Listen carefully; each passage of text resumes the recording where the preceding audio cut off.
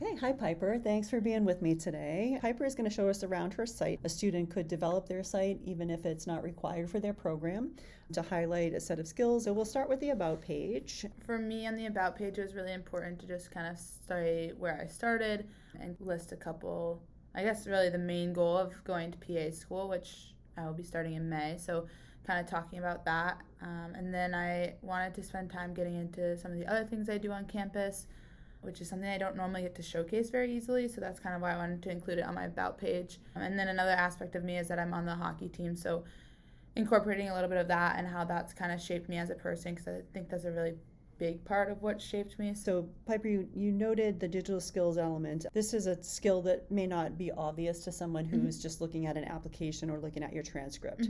Let's start over here with your professional section. Yeah, so for PA school, part of the big thing is having volunteer experiences. A lot of these were either before my time at UNE or right towards the beginning of it. The first one listed is Vermont Adaptive, and basically help members of the community being able to go on kayak rides on their own with different adaptive devices on the kayaks. It was a really unique experience for me because I was one of the youngest ones there volunteering. Just seeing the happiness that it took, because they had that independence, which they don't normally get in their everyday lives. That was a really unique experience. And then this one. The first part was working with adaptive sports and hockey. The adaptive sports to me is, I think, really unique because it was something that was always really easy for me to just go out and play sports, but for some people, it's really not. So that was, again, a similar experience there, and I got to do that with a lot of my teammates. And in this space, you highlight your experience, but I also want to note the way that you're careful to not break HIPAA expectations. Yeah, I was shadowing PAs, so I was able to say their names, and then I mainly just focused on what I learned as far as procedures, or a lot of our conversations were work-life balance, professionalism, even beyond just the scope of practice. Obviously, we talked about scope of practice as well, but kind of highlighted a little bit of those in there too. Great. I'd like to go to the patient care blog now. What was the purpose of this? This is not required material. I made this right before applying to PA school, so it was really important for me to kind of think about what aspects of healthcare were really important to me and kind of what I wanted to be able to express in my application and my interviews, qualities that I thought I presented and I've kind of built upon in the time that I've spent working as a CNA, and again, avoiding any sort of HIPAA complications. And then I use Unsplash for the pictures. So just looking at, I think I actually had looked at a couple job postings for PAs and looked at the qualities they were listing in those job postings. And that's kind of how I figured out which qualities I wanted to focus on to make a small little blog.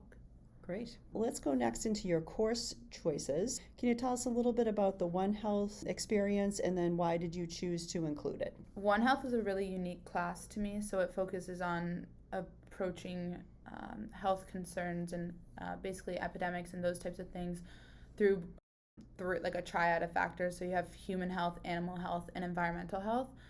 I think a lot of people don't really think of that. It's kind of an up-and-coming thought process. Many different aspects when doing this project I had not thought of previously. So that's kind of why I wanted to include it. Now we're going to just take a look at something else under your health courses, which connects with your nutrition minor. Can you walk us through the trajectory of how you made these different pieces? We'll start with the nutritional guide.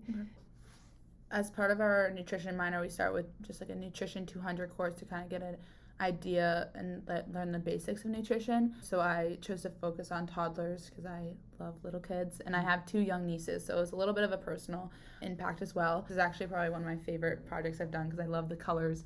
One of the things that was really important for me was to find something that would kind of draw in the attention of young parents, honestly, with toddlers. So trying to get colors incorporated and really highlight different parts of the diet. So let's look at that the next section of that, which is about food insecurity in the classroom. Yes. To continue building on my nutrition minor, I then took a sociology of food and health class, which was extremely eye-opening for me. And one of the things that I now feel very passionate about is food insecurity. And I chose to go work with Biddeford Middle School and introduce those kids to some healthy options. What's easy access, especially for parents, and if they're struggling financially, is a lot of processed foods, and then kids become hooked on having that high sugar content. We made our own cinnamon tortilla chips. Awesome.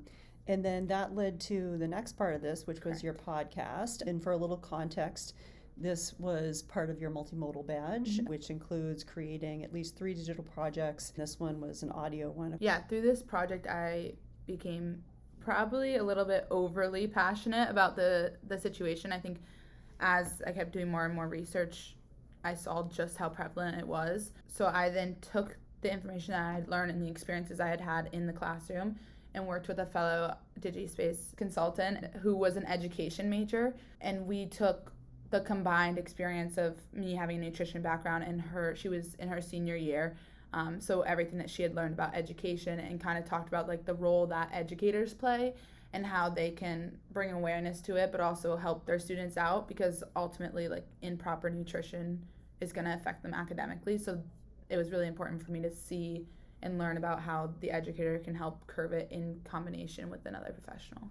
How much time would you say you've spent on this for curation at this point? Definitely a few hours. I became very passionate about it. And so like the YPA and the personal statement stuff, especially the personal statement, was something I spent a ton of time on for my application. So I wanted to be able to showcase that to a larger crowd. The other things were just things that I was really passionate about. The nutrition's kind of something that being able to spend time outside of class further developing my knowledge. So being able to incorporate that on this site was really important to me. And then when it comes to the patient care stuff, I think that sometimes those qualities that you see in yourself, you can't really emphasize in an application. So I've actually included my link to this website in a few of my applications to jobs I've applied to and volunteer opportunities. Oftentimes the application doesn't really give you a chance to speak on a lot of these things, and I think they're really important and help people see like the true me. I appreciate you sharing your site with us. I'm sure others will be inspired by it too. Thank you.